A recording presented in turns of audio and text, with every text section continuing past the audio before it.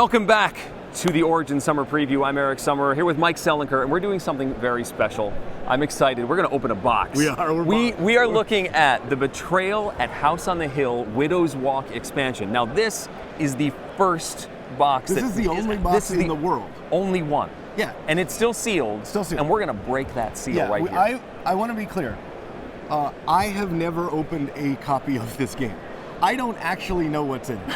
I mean, I have a really good idea. You should know what's in it. I have a really good idea what's in it, right? But there's an element of danger here. This could be a totally different game inside. Right. This could be the next Twilight Struggle expansion. Who knows? Who knows? It would be surprising, but it's not. Okay, so what are we expecting to find as you're ripping the plastic off of this thing? Let's talk about this first.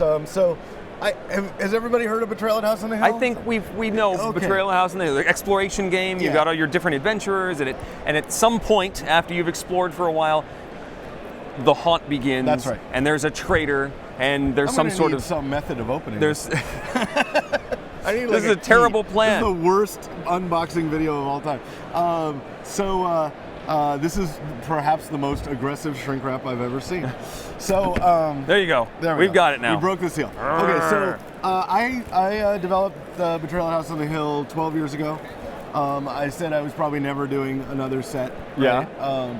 But stars aligned and just felt right. We were doing the game Apocrypha, which is a modern horror game too, and we decided, let's go back to our roots, sort of see what made Betrayal tick, and we started playing it again. I was like, oh yeah, this is really good, so we should make more. Okay. And so Wizards agreed, and so we did. Wow. So but I did it in a sort of slightly different way. So let's start with the box. Yep. Right? So first off, it's Widow's Walk. This is art by Ben Oliver. Beautiful piece of art. It's Widow's Walk. The name is kind of funny because one of the big things that got me to do this was Will Wheaton and Tabletop doing a two-part special on. Okay. So I wanted to make sure that Will understood that I chose a name that had his initials as the name of the game. Yes. Okay. Right. It's sort of a little nice, slight nod to my friend who sort of had a big effect on this game. All right. Coming out. So anyway, down the side, so it's by Mike Selinker for the game, designed by Bruce Glasgow, but that doesn't even come close to summarizing it, because down the side it says 50 new haunts written by, and oh my goodness, those are all names list. Some of the people on this list are game designers on my team, like Liz Spain and Chad Brown and Elisa Teague and Gabby Weidling and Keith Richmond and Paul Peterson. That's a great crew. But I went and asked all my friends who told me that they were fans of this game. I mean, real hardcore, play it all the time fans. So I got people like Anita Sarkeesian and Zoe Quinn and Max Temkin, who did Cards Against Humanity, and Justin Gary, who did Ascension. I got Pendleton Ward, who did the show Adventure Time. I got just a heavy hitter list of people who really love this game. Great game designers like Jeff Tidball, Will Hindmarch, and but also people from culture like the rapper Quelle Chris contributed a scenario, and Angela Weber from the Double Clicks, and things like that. I just wanted a really diverse set of voices, so it could be from the fans of Betrayal at House on the Hill to the fans of Betrayal at House on the Hill. Now let's open this thing. You're driving me nuts. Yeah, there's a back. Nobody's ever seen the back before, right? There's all sorts of stuff in it, but let's pop this thing open. The suspense is killing me. I honestly don't know what's on top, right? Like, dead serious. Okay. All right. So first up, we have a bunch of tiles. New tiles. Yep. So new rooms to explore. Indeed, 20 new rooms. I am so bad at unshrink wrapping things. Here, you keep opening, and I'll get it at opening this thing. So a couple things to know. The first thing is that we added a floor. Yeah, I see there is a roof. Yeah, there's a roof on the top floor. And first edition fans are saying, is the underground lake on the roof? No, it's not. Anyway, so let's deal with the room tiles first. There's 20 new rooms. And they contain a couple of very different things. First off, I've been asked one question more than any other question about Betrayal at House on the Hill, other than when are you going to do another set? and that is, why is there no bathroom in this house?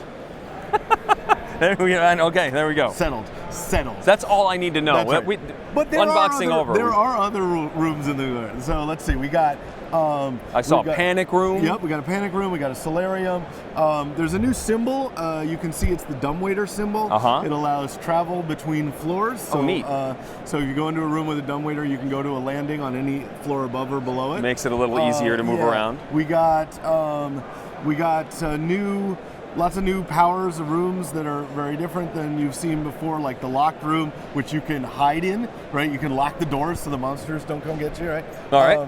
Got a tokens. Got a tree house, right? The tree house gets you from the ground floor to the upper floor by method of tree, which is kind of awesome. Gargoyles on the Widow's Walk, and so forth. And yes, lots more tokens because the game needed more tokens. Yep, right? Of course. There aren't very many. And they needed a few more. A couple things that are cool about this. These are what are called Explorer tokens. They mark various elements of your progress or state. So for example, if you go into a room that says once per game you can get 1 might, you put your token there and you can't get that again, right? Things like that. But also, this person has turned into a werewolf. Well, now we know, right? Yeah. And so forth. So you can mark that stuff. So quickly, we have to sort of speed through the rest of what we've got here. So we got all that. We have a new tome. We have 3 new tomes. 3 new tomes. Yeah. And the cards have disappeared. Oh, they're there. We'll get.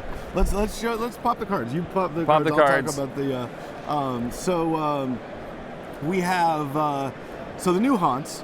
By all those people, we have a giant haunt table now, with all sorts of new rules and such, and those get you to various new haunts. Now these are very much modern. Here's the list of all the people who contributed, all their bios, right? The layout's great by Emmy Tangi. Here's all the names of the stuff. And what you get is, lots of new kinds of stories. A lot of them based on cool things that have happened. Like, for example, here's one based on The Purge. Here's one based on, there's here's one based on the Lucky Charms leprechaun, who turns out to be one of the most dangerous things in the game. So this is the only copy existing in the world. Yep. How soon will more filter into our consciousness at game stores? The expectation is this game ships in October, time for Halloween. Nice. It's got 30 new cards. It's got 20 new rooms, 2 new haunt books, all these tokens, and just all sorts of crazy stuff. Can I show the best card in the game? Best card in the game. I'm going to show you one more thing. We'll end on the best card of the game. Yeah. It's the chainsaw. Okay. I want you to read this bit of text out loud. If you make chainsaw noises, add 1 die to your might roll. Yeah. You can do this even when you defend. Isn't it great? Don't you want to make chainsaw noises? Vroom, vroom. Mike Selinker and the new expansion, the Widow's Walk expansion to Betrayal at House on the Hill. Thanks, Mike. Thanks for watching.